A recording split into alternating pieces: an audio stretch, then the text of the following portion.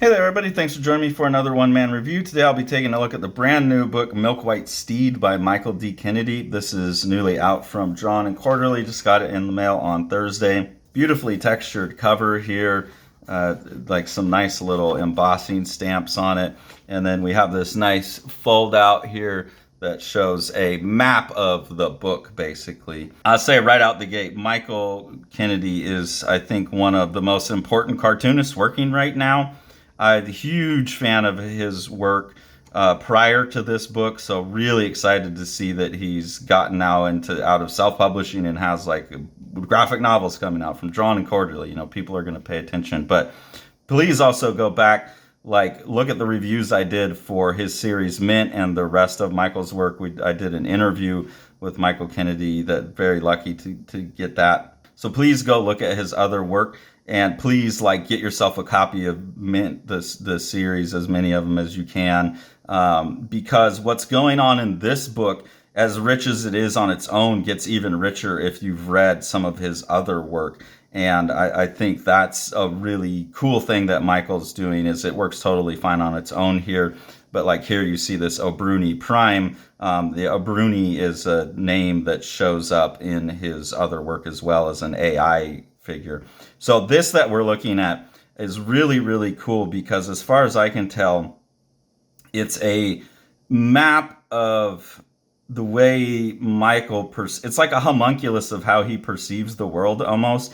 Like he lives in Birmingham and probably lived there most of his life. So that's what he knows. There's a lot there. It's very big. And then there's the USA, which is like New Orleans and the Caribbean Sea, having relatives from there or something, and that's all I know. And then South Birmingham, I've been over there. And then this up here is his imagination, the Bruni Prime, Duke Ellington on House on Mars.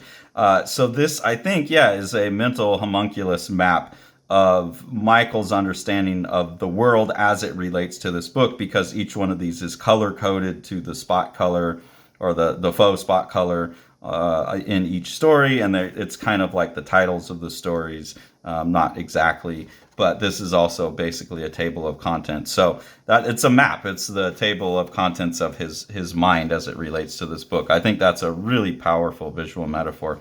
So I'm not going to show you all the stories. Some of them are one page stories. I just want to go through and show the variety of approach that Michael takes in the book, give you a sense of what's in here, what the different short stories are about.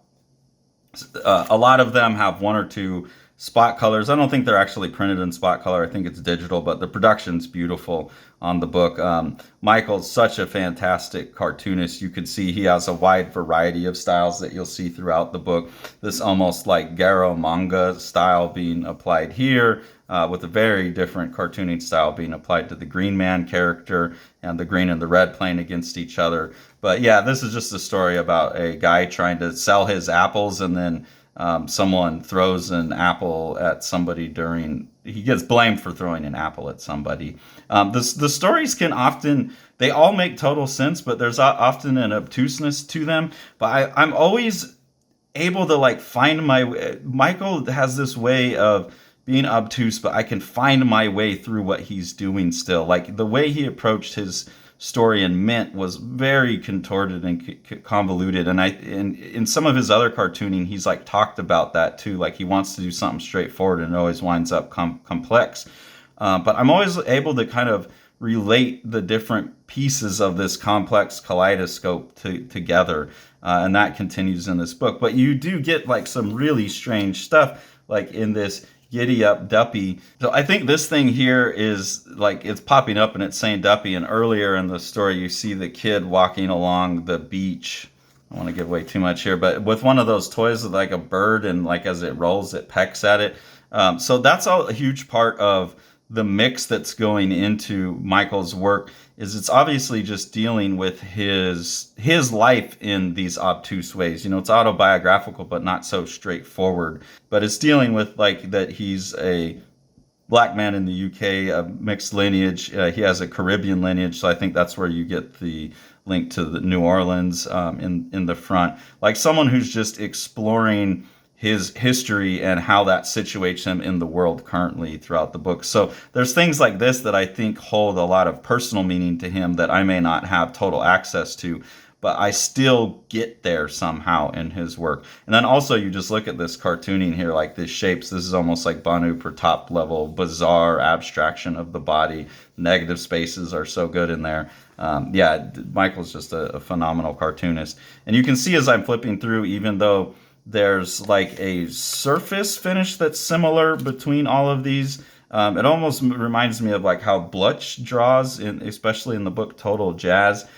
There's kind of that big, thick, brushy, but the structure underneath can change from much more realistic to much more cartoony. And if you see Michael's other works, he's even more diverse than this. He can draw really realistically. He's got a really strong Dan Clausius style. Strong, like he can take up any style he wants, really. So this story is Yellowbird Blues.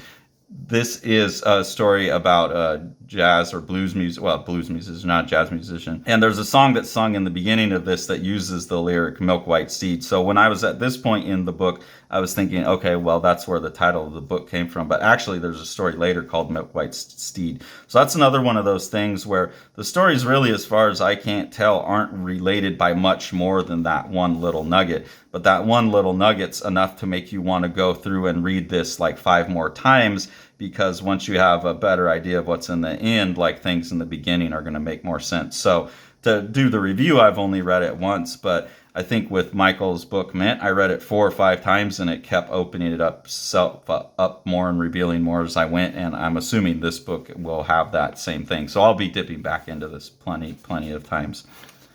This story called My Love, you can see Michael switch into a much more like psychedelic style of cartooning here.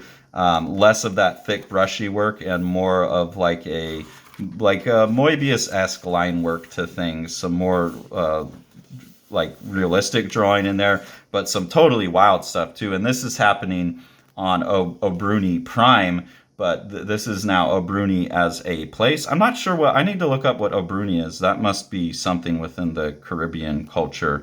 But in Mint, the O'Bruney isn't a place, it's an AI. They talk about the O'Bruney AI. So this makes me think that kaleidoscopic approach of concerns, at least, not necessarily stories or characters, but kaleidoscopic approach of the themes is not just contained to any given project for Michael Kennedy, but it plays out across anything that he's doing, which is always my favorite way of an artist working. I love looking at bodies of work, and when people make a body of work that's pretty consistent, that's always really enjoyable. So here's a story called Duppy Town. You can see again an approach in the cartooning style, like a more controlled, slick style, with things like less cluttered together, bigger, juicier marks.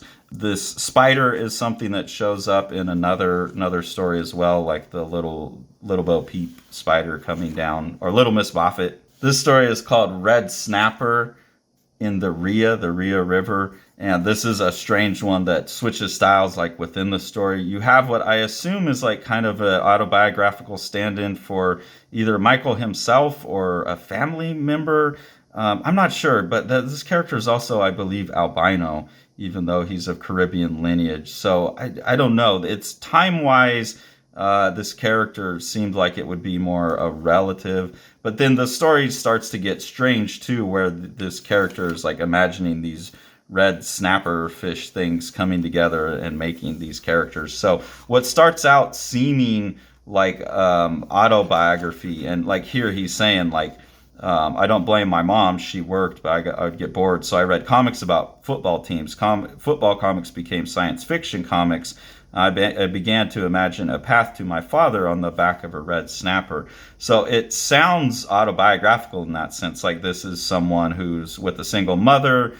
He's wondering where his dad is at. And science fiction comics were the way to kind of start to deal with that mentally, like having the expanded imagination. He's able to imagine the path to his father. So that feels like what this is science fiction, like this whole book, but especially this story and the Mint story is science fiction, with Michael grappling with, like I said, his place in the world. And if he, is someone who grew up with a single mother, wants to know about his dad, then that's one of the themes that he's dealing with in science fiction, is trying to find that sense of lineage and who am I and how am I situated in the world. So really complex thematic stuff that's in there, and you're always like orbiting it, but you're never landing right on it, which is some of my favorite type of art. And then later in the story, we'll see a switch to a completely different style and approach to cartooning. This is why I'm saying Michael's one of the greatest cartoonists alive right now. I think the only person I would throw, and this is a compliment to Michael, I hope, the only person that I would maybe put above him in terms of cartooning is Roman Muradov. But Roman Muradov has like one approach, really. Michael has a variety of approaches, and you can see within his art that he's kind of restlessly looking for like the core of cartooning and on all the different ways it can be applied. And I really, really appreciate that in Michael's work. And then now you'll see switch again to another style. This is, what's the artist I'm thinking of? Charles Forsman, maybe. And you get the spider coming down again. And this is another like autobiography kind of through another character, where you have someone talking about their author photos and being an artist and a creator. But obviously it's like not Michael himself that he's representing. So that's how these stories all work, I think, is they're all, they're mapping the space in his head. They're mapping his territory. And he's trying to situate himself within that territory across the body of his work. So I'll point out, like on the back, Ben Passmore says, "I'm an enormous fan of Kennedy. I think he's a generational talent." And I agree with that. I put like Michael Kennedy as someone that should be eventually regarded up there with the Chris Wares and the Seths and those kind of artists.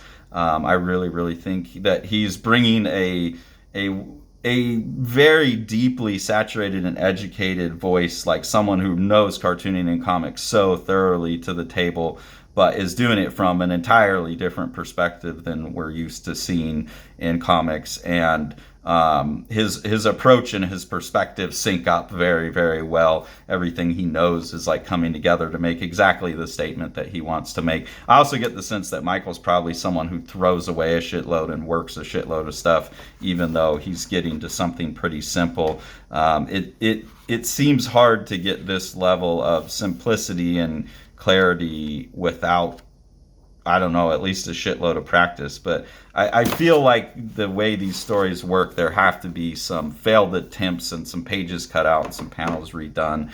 It just feels like someone who's really, really, really crafting and carving a very tight statement. So highest praises for this book. Please, please, please go get it. I really think Michael Kennedy is one of the best we've got right now. And we've been lucky to talk to him. So go check out our interview with him, and please, please check out the reviews of the other books. And I would get as much of his work as you can. If you love comics and cartooning, Michael D. Kennedy is one of the people to be paying close attention to right now. Whole new world. Whole new world. Whole new world. Whole new world. Whole new world.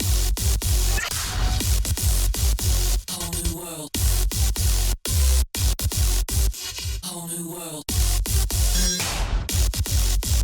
Whole new world. For you and me.